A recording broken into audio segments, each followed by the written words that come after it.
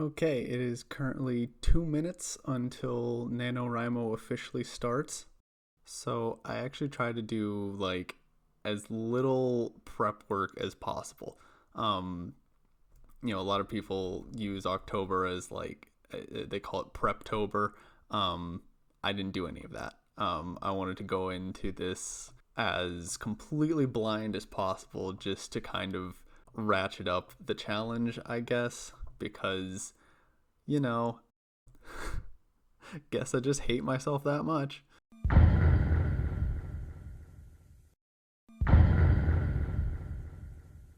All right, and there it is. It is 12 midnight, and NaNoWriMo has officially begun. Let's torture myself. Red watched every narrator rushed around Scraulden Inc. like a bat out of hell, and he knew without even checking the calendar that it was National Novel Writing Month. It happened every year, like clockwork. Sure as the calendar year ticked to that orange autumn month of November, amateur writers, authors, and artists picked up their pens. Of course, for an author to do anything, they needed a narrator. Tall marble pillars stretched up in the corners of the office building floor, intricate gold quill veins twisted up in ornate detail. The marble was shaped in a way that the black blemishes resembled ink drippings from the quill tips. At their base, bulbous inkwell designs swallowed the pillars. Narrators gave a story a voice. They conveyed information from beyond the tale, informing thoughts and actions that main characters, minors, and statics took throughout their great adventures. Red had spent the past 37 taking on projects, interviewing main characters with interesting stories to tell, channeling an author's will to scrawl their words in ink. It was a unique and complex bond between author, narrator, and main character. After so many years in the field, Red learned that starry-eyed authors who dove headlong into National Novel Writing Month, or NaNoWriMo as the younger narrators called it, rarely ever finished their works. All he wanted was to finish up his average workday and get home for Taco Tuesday. Nodding to the receptionist at the front, Red passed by the sitting area. He counted a dozen or so main characters sitting, standing, crouching, chewing their fingernails or other quirky tics, loitering around the area. One young man had fiery red hair and a mark of a snowflake imprinted on the back of his hand. Another had a quote-unquote unique scar over his eye shaped like a snake. Every main character had some gimmick. Red had seen some with scars, some with chosen one marks, several with hair colors that almost never occurred in nature. He locked eyes briefly with the fiery snowflake kid before continuing to the elevators. The reflective doors slid open and Red stepped inside before three other harried narrators shoulder in next to him, selecting more floors that lengthened his trip.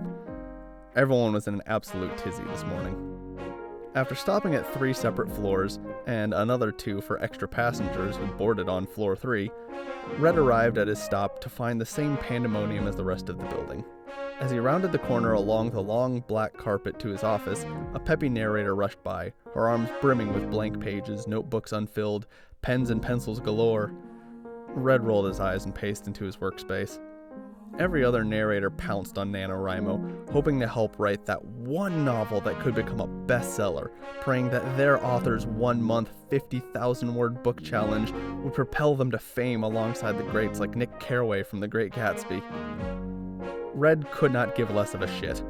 He slumped back in his chair, the seat creaking under his weight. A job without much physical demand required him to find his own time to exercise and stay in shape. Admittedly, he had let himself go on that front. And with each shift in movement, his seat was sure to remind him. Not to mention, age didn't help. At least he wasn't stack on extra stress for November. The neatness in Red's office spoke volumes. Filing cabinets stood in a row along the back wall, with manuscripts and writings spanning his entire career as a narrator's stuffing the drawers. He kept a tasteful nameplate on his mahogany desk, his name emblazoned in gold Times New Roman font. A writer's lamp with a green covering crooned its head in over a stack of papers. Pitches from hopeful main characters hoping to catch the eye of a seasoned narrator to tell their great adventure. Sure, he had his laptop poised in the exact center of his desk with email box notifications well into the thousands, but he was much more old-fashioned, as cliche as that was. He missed the days when main characters would walk into the office, sit down, chat, and both parties would essentially interview each other. Did this narrator have the rhetoric to tell the main character's story right? Did the hero's tale catch the fancy of the chronicler? If the stars aligned, they shook hands and the narrator joined the main character and their author. A short time later, a bouncing baby book was born. A sharp ringing shot out from the phone on his desk. If it were up to him, it would still have a coiled cord trailing from the phone, but Scraulden Inc. insisted on upgrades for quote-unquote performance reasons. Red thumbed a button. "Go ahead, Rebecca," Red said. "Good morning, sir. Have you checked your messages yet?" "Just got in." "Uh-huh," Rebecca said. Somehow she made the most innocuous phrases sound like she was being inconvenienced. "There's a main character here to see you." Red furrowed his graying eyebrows. "Come again?" "A main character. You know, those central heroes, protagonists." Red let a sigh escape his lips. "I mean, I didn't have any appointments scheduled for today. In fact, I specifically avoid scheduling appointments with main characters on November 1st. A short silence filled by background chaos crackled over the phone line. "He said he doesn't have an appointment, but he's willing to wait." Red creased his eyebrows further. His first instinct was to turn him away. A main character looking for a narrator on today of all days meant one thing. Then again, he had to admit he was a little intrigued. He held down the button again.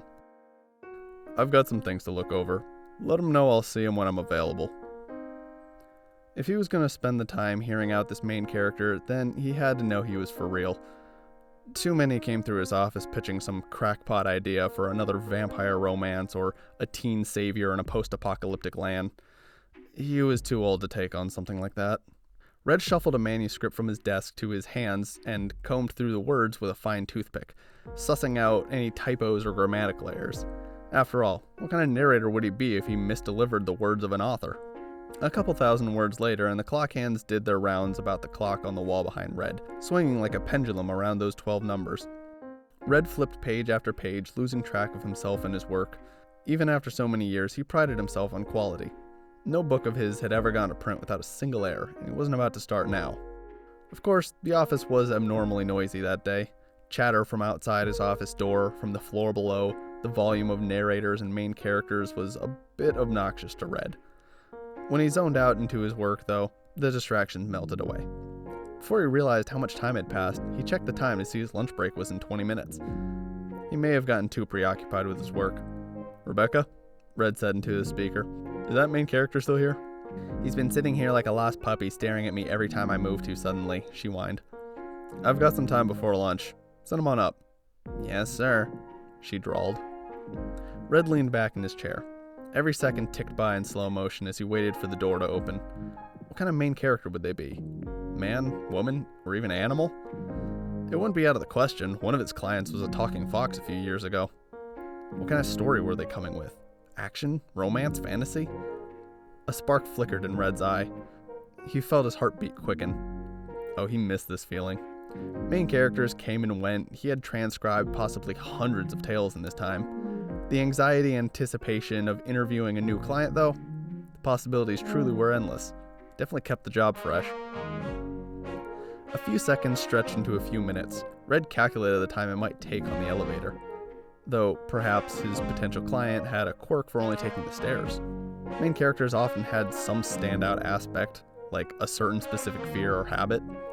After all, they were meant to stand out from the minor characters and statics of the world. What kind of main character would they be if they simply blended in with the crowd? Another few minutes passed, and Red considered hitting the button to ask Rebecca if everything was all right.